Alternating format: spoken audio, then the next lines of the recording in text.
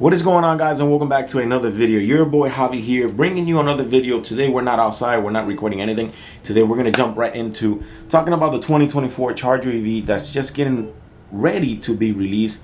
And I want to get your thoughts. I want you guys to tell me your comments in the comment section below. What do you guys think about this new EV line? Is this a political stunt, or are manufacturers just doing this for? I have no idea why they're doing this. And there's a lot of new things coming out with this car where I'm going to talk to you about it. And I'm also going to give you my opinion on it, which I kind of left you a little bit on that. And yeah, let's just get the video started and let's go from there. All right, guys, so 2024 will bring the Dodge Charger EV, and hence coming into an era of V8 from the Dodge. We've known the Pontiac died years ago. Chevy has canceled their Camaro. Ford will continue with the Mustang. They've already said it that the Mustang is here to stay and it will continue. But Dodge will no longer continue with the Charger, will no longer continue with the Challenger. That lineup is dead, which I think to me is a huge mistake, because I think of this, and companies can do this and companies should do this. You have people who support your EV and your electrical going green type of agenda, or whatever it is you want to call it. You have people who like that. You have people who go that route, where they say, okay, I like EVs, I like electric, I go that route. I have nothing against that. If you like that, I think, and to be perfectly honest, I think what Tesla has done is pretty cool. I'm just not a fan of electric. I like fuel. I need fuel. I need fuel injection. And if we can do carburetor, we can do it even better. But I like fuel injection. But nonetheless, I do see some positive things that Tesla has definitely done, and what the car does, and what it has brought to the community. But thinking that companies will destroy, say, like the lineup of Chargers and Challenger, and then giving you the Challenger EV, I just think that's a huge mistake. In my opinion, I think you have people who love the V8 power. V8 is not dead.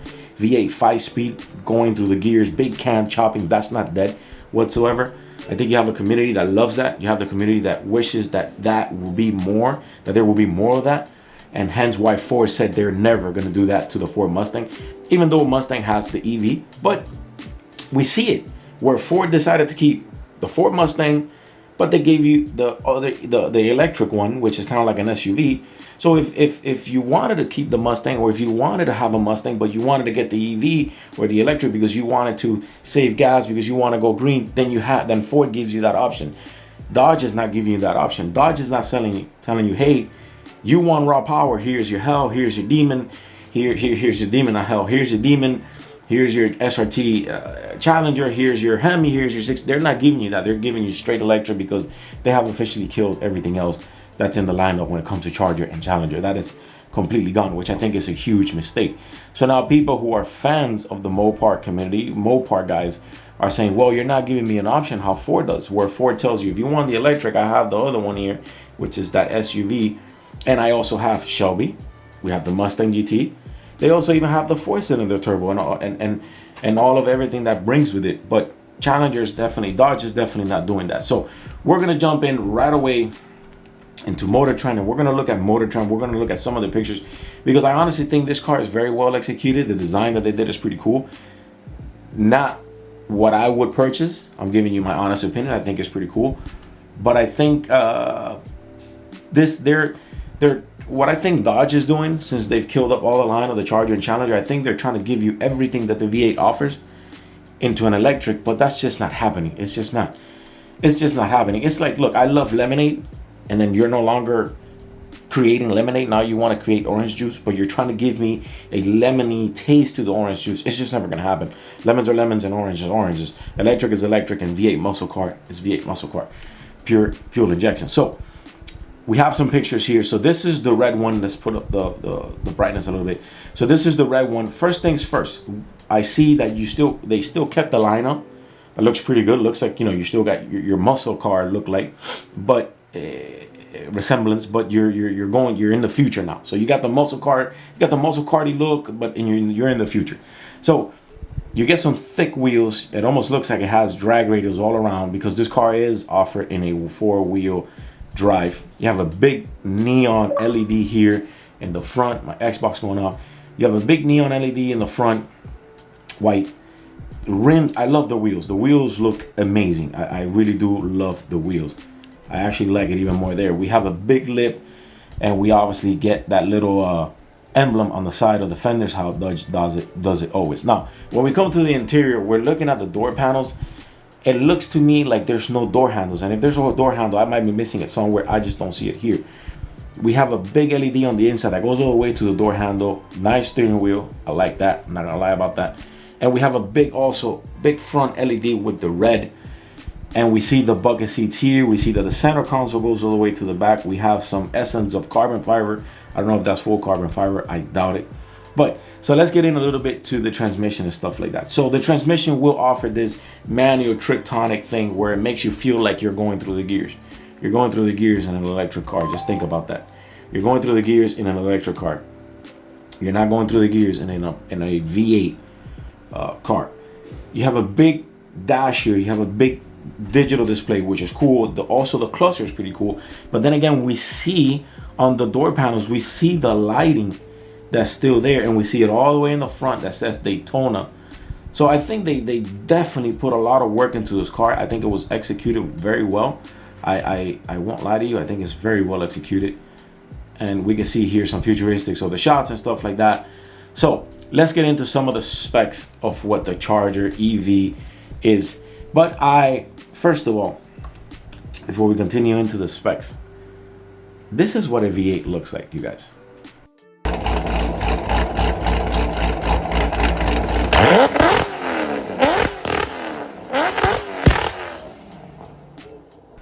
And this is what a V8 looks like taking off.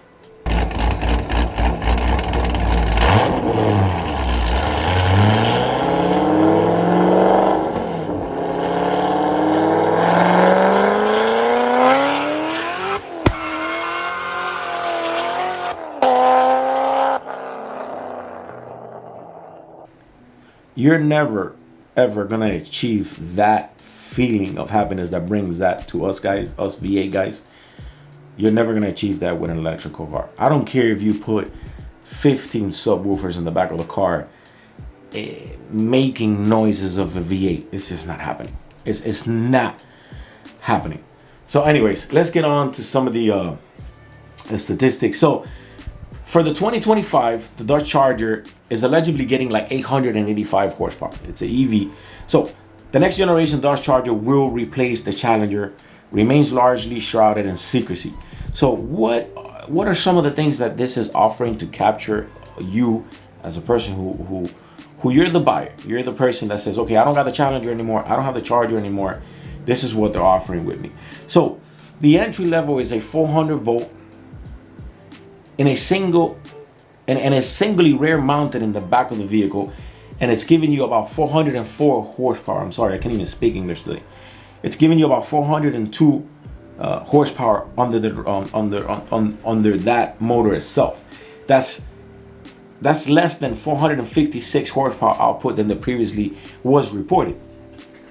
So the upgrade package could definitely increase that, and that's where we see, when we talk about the article, the 885 horsepower, thanks to an 800 volt electrical motor that we see here, and I highlighted it on the paragraph. So on the gasoline burn side of range, the same report claims that buyers will have at least two variants of the Hurricane straight six engines to choose from.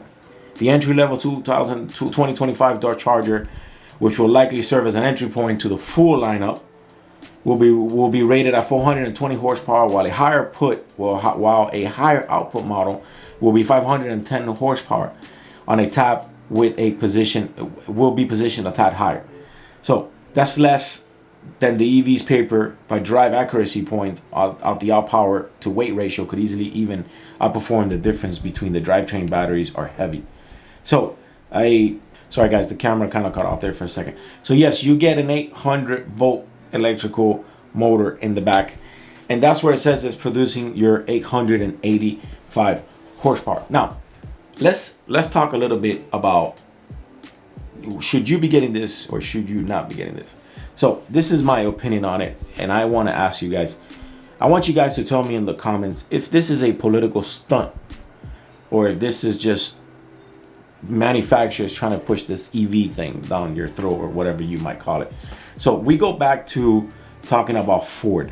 Ford said that they will not stop creating the V8. They will still give us that raw V8 Mustang. And what they're doing is they're eventually taking all those buyers' money. If you could afford a Corvette, you get a Corvette. But if you could afford a V8 5-speed, whether you got the Corvette or the Mustang, you're gonna go for that before you go with this. Now, if you're into muscle car, but you're also into going green and you're also going into the electric because you don't want to waste the gas, because we have to face it, gas is higher. It definitely is higher. That gas is higher. Since 2020, gas has gone way higher, and hopefully it changes soon. But with a Hellcat or an SRT8, you are definitely spending a lot more gas. So let's say you're this guy who loves the V8. You love the look of it, you love the muscle car, but then you don't want to spend that gas. You like the going green, you like the whole story of going green and the climate change and all this other stuff. You like all that. We respect that. Then this is the car for you. This is what you could probably get into, where you say, okay, well, I don't got to spend that much gas. I'm saving humanity, as you want to say it, and I'll get a Challenger EV, which is going to come with a hefty price tag. We're going to be looking at the price tag right now of what is to expect it for this EV. So think about that. You're not going to get the V8 sound. You're not going to get the V8 feel. It's just not going to happen. And you're just going to get an electric car, assuming to want it to be a V8 or playing the role of a V8 with some speakers in the back, making some noise. So the 2025 Charger starts at $50,000 and it goes all the way up to $90,000. So you're buying this, to me, fake V8 muscle car, and the entry level that you're paying is $50,000 and the highest being $90,000. With $90,000, you could get a hell of a V8 muscle car, 5-speed, 6-speed, whatever you want to call it, and you can build it to however you want it. So you think about where you want to go in the sense of like, okay, I want to save gas, I want to be in this, you know, I follow this climate change or whatever it is you follow or whatever it is going on nowadays with that, and the EV is the right thing for me. I've known people who personally bought Teslas and they love it and they think that's the best thing they've ever done, and I know people who said, I am a V8 fuel injection carburetor, whatever you want to call it, type of guy to the death, and I don't play that type of game in the sense of like I don't bite into the EVs. Respect to anybody who owns them, but I just don't like them at all. So the 340 comes with a price tag of $50,000. The 440 comes with a price tag of $60,000, and the Banshee edition jumps to $90,000 depending on the trim of that vehicle. Leave me a comment, guys. What do you guys think of the Challenger, or the Charger EV? What do you guys think of the price tag? What do you guys think? Do you think this is a political stunt? Do you think that this was something that Dodge should have done and killed its V8 lineup? Or what do you guys think? Just give me your comments. I'll see you guys on the next show. Remember to tune in and subscribe, and your boy is out.